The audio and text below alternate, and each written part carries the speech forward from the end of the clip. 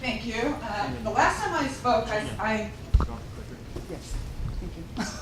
The last time I spoke, I talked a little bit about, I kind of showed you how we do presentations in front of our prospects. And the reason for that is because it's so widespread what we can do, what we offer, and how we can help customers. Today I want to just go a different path. Okay. Again, I started in telecommunications back in 1987. I've worked for a number of different manufacturers, vendors that provide hardware, carriers, and that kind of thing. So I have a pretty well-rounded background in telecommunications. I have many, many certifications and qualifications in everything from networking all the way out to the carrier services. And so it's not about just walking in and being able to sell something. It's really about learning your industry and knowing it inside and out.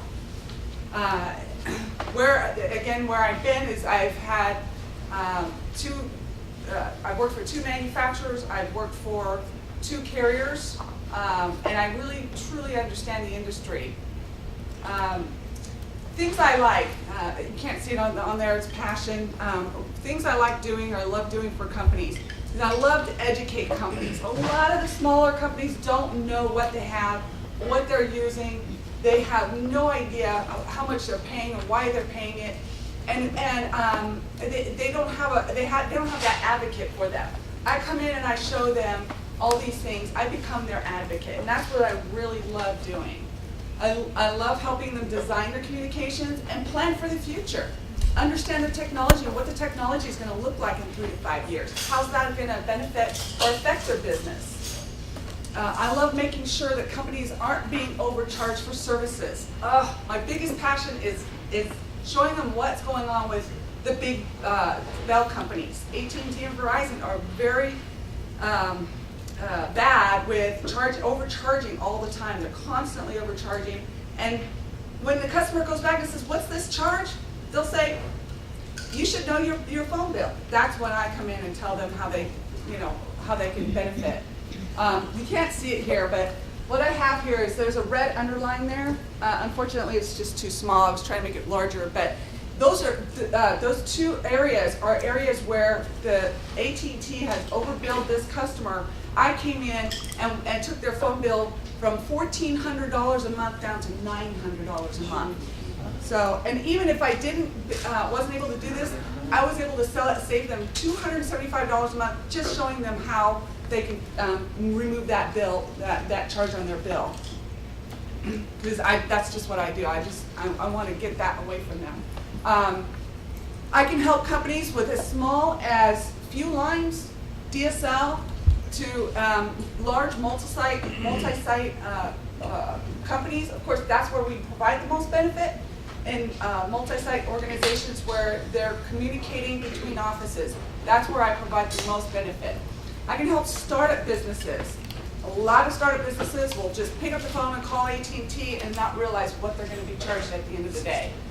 I can help companies that are moving or going through major changes. I just helped a company that got bought from another company, and a portion of it got split up. They only need a few lines of DSL, so I was able to help them with that. And we have contractual agreements and so forth that I was able to help them without having to extend that to a long amount of time that wouldn't work out for them.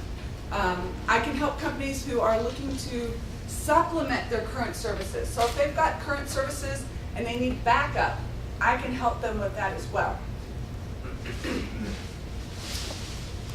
Basically, that's it. Do you have any questions? How do the big carriers get away with all that overcharging? Well, they've been doing it for years and years. They actually had a lawsuit against them a while back where they had to go back and take those things off. But they still have, all of a sudden it'll show up on a bill. I'll tell the customer, you need to say this, this, and this to have it removed. They remove it, they put it back on, remove it. The thing is that I finally got an answer as to why they do that, and a lot of it has to do with the fact that a lot of people default on their contracts. So they'll say, somebody's got to pay, and that's their attitude. So That's why I have a passion to help out customers and companies. What if we're already in an AT&T contract like you? Yeah, stick with it. If you're in it for a year, I can help you in about 9 months, and because that's when you start looking into making a change. 9 months into the end of your contract, you want to start, looking at options for you.